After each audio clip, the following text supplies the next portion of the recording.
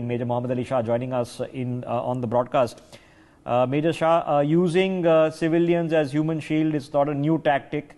It's certainly not a new tactic in Gaza. Now, as the Israeli Defense Forces, what do you do? There are tough options. Rishabh, that's a very, very tricky question. It's indeed a catch-22 situation. But it is a tricky situation where Hamas has made passages, tunnels near hospitals, underground bunkers, underground tunnels near schools, playgrounds, swimming pools, children's playfield.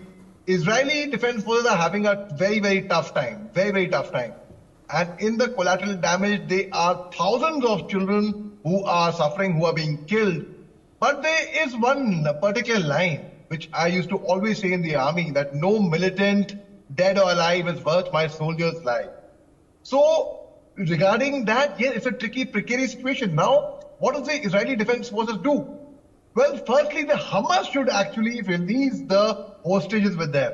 Hamas should know that their end is going to come sooner or later. There is no question about that. They are self-appointed fighters from the Palestinian side. The Palestinian people did not come to them and say that fight on our behalf. Hamas has been doing ill doings over there. So Israeli defense forces have little choice. But it's very sad.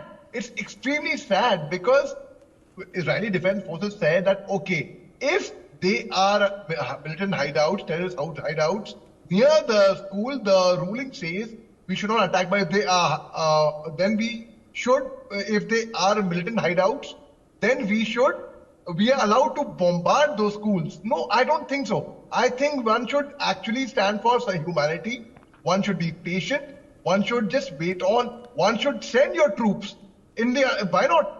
Send them in the underground bunkers, send them in the underground tunnels if they have to fight a ground attack. US was always telling Israel not to go in for a ground attack. Why? Why was that? Not because US is not the well-wisher. US is Israel's well-wisher, but because there would have been a lot of casualties. And unfortunately, they have been, until yesterday I was following, there were over 11,000 casualties. Major Shah, thanks very much for your thoughts on this development.